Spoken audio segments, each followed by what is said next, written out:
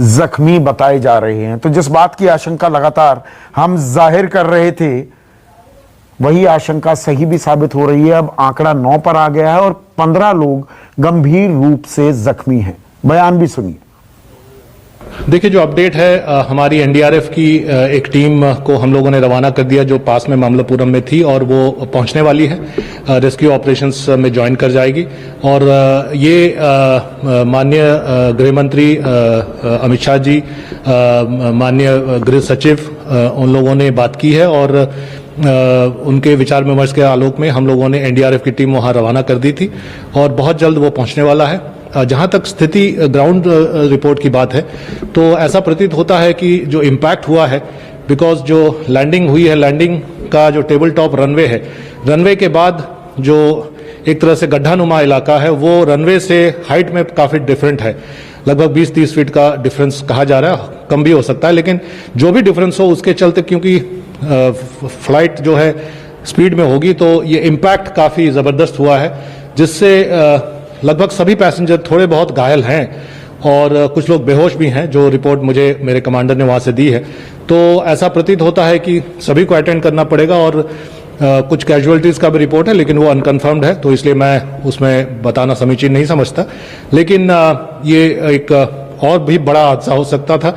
गनीमत है कि बॉडी में या फ्यूजलेज में आग नहीं लगी, जिसके चलते पैसेंजर को इवैक्यूएट किया जा सका।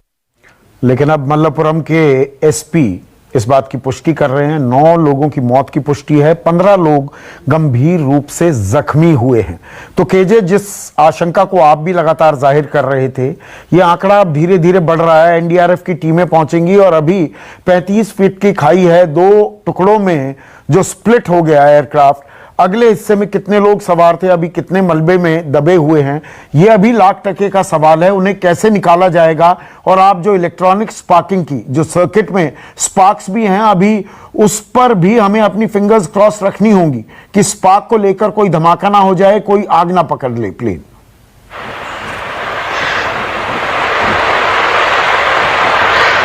संदीप जी, देखिए, अब शायद चिंता की बात और भी ज़्यादा बढ़ सकती है। मैं इसलिए ये लाइन बोल रहा हूँ क्योंकि विमान का जो अगला हिस्सा टूटकर पूरी तरह बिखर चुका था, उसके अंदर सीटों पर अभी भी घायल लोग बैठे हैं। मैं घायल बोल रहा हूँ क्योंकि अभी तक उन्हें निकाला नहीं जा पा रहा है, उनकी स्थिति पता नहीं लग पा रही है, क्योंकि विमान पूरी तरह टूट चुका है, स्पार्किंग निकल रही है, और जो लोग अंदर आगे वाले हिस्से में बैठे थे वे अभी तक विमान के अंदर ही हैं, टूटे हुए मलबे के अंदर हैं।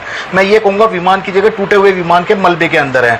तो उन लोगों को निकालना, उन लोगों का पता करना सुरक्षित तरीके से काफी अब चुनौती भरा काम है। एनडीआरएफ की टीम एयरपोर्ट कोझिकोड पहुंच चुकी है। अब से 6 मिनट पहले ही एनडीआरएफ की टीम वहां पर पहुंची है, और उसके बाद उसने राहत कार्यों को और भी तेज कर दिया। लेकिन सबसे बड़ी बात है कि विमान में एक सेकंड के लिए रोक रहा हूं केजे, अभी दोनों टीमें, एक सेकंड केजे, दोनों एनडीआरएफ की टीमें मौके पर पहुंच गई हैं, इस बात की पुष्टि कर रहे हैं आप?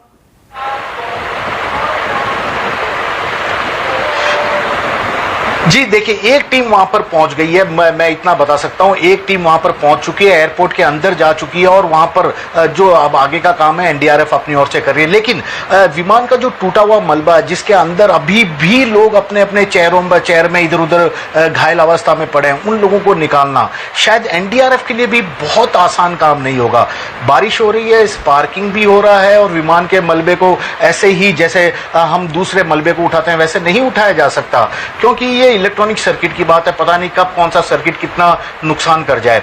तो ऐसे में अभी जो घायल लोग, जो मलबे विमान के टूटे वाले हिस्से में जो आगे हिस्से में बैठे थे, मैं ए रो से बात कर रहा हूं। यदि मैं पायलट की भी बात करूं, पायलट को पायलट जहां बैठते हैं आगे के सबसे हिस्से में, वहां से लेकर ए रो शुरू होता है। तो ए रो से लेकर जे रो तक सबसे ज्यादा यात्री इस पूरी घटना में प्रभावित हुए। और अभी मुझे जो खबर मिली है हमारे सोर्स के हिसाब से, वहां पर ऐसा बताया जा रहा है 125 से भी ज्यादा लोग अस्पतालों में भर्ती है।